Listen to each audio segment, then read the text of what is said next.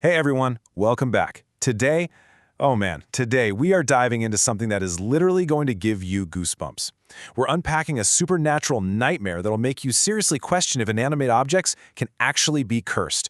So, grab a blanket, maybe turn on a few extra lights, and let's just dive right into the pages of this terrifying mystery. So, let me ask you this. Can a book actually take your life? I mean, usually books give us knowledge, right? They transport us to new worlds. But what if a book was designed to do nothing but spread pure terror? Today, we're analyzing a totally chilling case study where, among a literal pile of ashes and corpses, one extremely mysterious book was found perfectly intact. This isn't just some hypothetical question, it's the exact horrific reality we're breaking down today. Part 1. The Mystery of a Cursed House. Picture this, a tiny, isolated wooden house smack in the middle of a dense pine forest in New Zealand. The owner, an older guy named Richard, suddenly goes missing, and after a long search, he's legally declared dead. Enter his 25-year-old granddaughter, Mia. She leaves her busy life in Los Angeles and flies out there. Her plan? Super simple. Clean up the house, gather his documents, sell the property, and go home. But guys, as you'll see, this was absolutely not going to be your routine estate cleanup. Which brings us to Part 2. Discovery of the Demonic Book. So, Mia is cleaning out the very back shelf of the garage, and she stumbles upon this bundle wrapped in thick black cloth. She unwraps it and, okay, what she finds is definitely not your average novel. The cover is literally made of different pieces of leather, crudely stitched together. Right in the center, there's this really bizarre circular symbol made of tangled tree roots, and peering out from inside those roots, a downright terrifying face. The whole design of this thing is just screaming that there is absolutely nothing normal inside. And then Mia opens the first page. It is a literal nightmare. The pages are filled with bizarre words written in deep blood-red ink. There are drawings of upside-down trees and terrifying monsters with these impossibly long teeth emerging from the fog. But the worst part? These weird eye symbols that literally looked like they were staring right back at her from the paper. And here's where she makes a fatal mistake. Looking at those red words, Mia involuntarily, almost like she was hypnotized, starts reading them out loud. The very second the last word leaves her lips, she feels this intense burning sensation shoot through her fingers. The moment those words are spoken, all hell breaks loose. Three things happen instantly. First, outside, the sky just turns pitch black. Howling winds kick up, and this massive flock of black crows starts aggressively circling the house. Second, right between Mia's fingers, this thin black line appears, but it's not a burn mark. It's actually spreading rapidly under her skin, looking exactly like tree roots. And the third thing, that creepy circular symbol from the book's cover begins physically burning itself into the wooden walls of the house. Nature and Mia's own body were hit by this curse at the exact same time. Moving on to Part 3, the terrifying effect of the curse. So why did Richard disappear in the first place, and how does he suddenly show up again? Well, let's look at the timeline. Years ago, when Richard first found this book, he started hearing these creepy whispers echoing through the house. A few months later, the horror escalated. He began seeing these terrifying faces that would actually morph into the people he loved. Completely terrified of this evil entity, he abandoned the house and hid out in some remote cabins by a lake.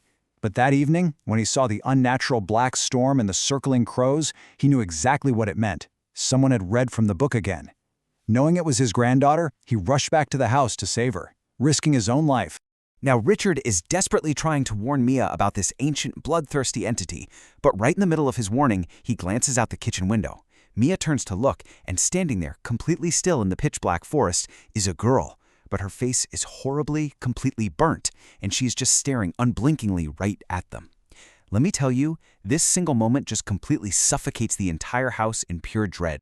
Up until this point, the real Richard was just a frail, terrified old man covered in mud, desperately trying to protect his granddaughter. But then, in the blink of an eye, he transforms. He becomes possessed Richard. His eyes instantly roll back, turning completely white, and these thick black veins bulge out of his neck. And the most chilling detail? A burning candle stand drips scorching, melting wax right onto his bare hands, and he doesn't even flinch. He feels absolutely zero pain. He is completely taken over by this demonic soul. Which brings us to our climax. Part 4, Fire and a Painful End. You see, the Book of the Dead wasn't just some cursed object. It was acting like a living, malicious entity. Sitting there on the dining table, it literally snaps open on its own. The pages start flipping wildly, even though there's absolutely no wind in the room. As the pages turn, those dark, circular marks burn deeper and deeper into the wooden walls. The freezing cold ashes in the fireplace suddenly erupt into roaring flames, and when Mia desperately tries to slam the book shut, the moment her skin touches the cover, her hands severely blister and burn, like she's pressing them against glowing red coals.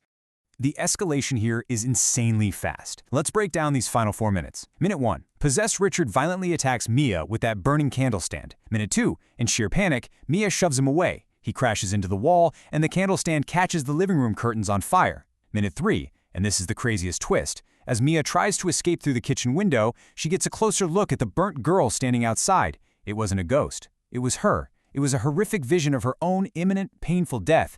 And by minute 4, the entire wooden house is engulfed in a massive fireball, trapping them both inside and ultimately turning everything to ash. So what's the final outcome of this horrifying case? The next day, when the police and fire department arrive, the house is completely gone. They find nothing but a giant pile of ashes and 2 charred bodies.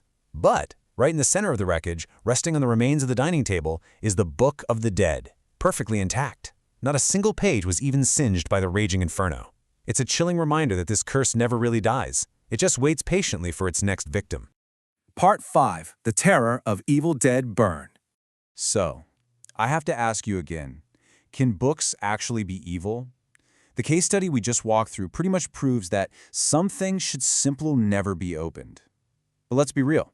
Has human curiosity ever stopped us from making terrible mistakes? Absolutely not. And unfortunately, this exact same nightmare is about to happen all over again.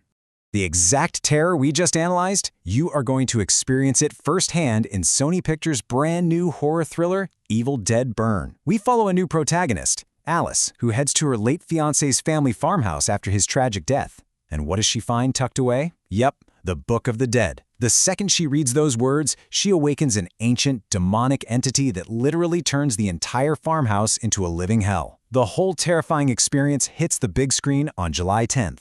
Which leaves us with one massive, lingering question. Will Alice somehow figure out a way to escape this ruthless ancient entity? Or, just like Mia and Richard, is history destined to repeat itself in fire and ash? You're gonna have to face the terror yourself in theaters on July 10th to find out. Thanks so much for hanging out with us today for this explainer, guys. Stay safe out there, and we'll see you next time with another deep dive.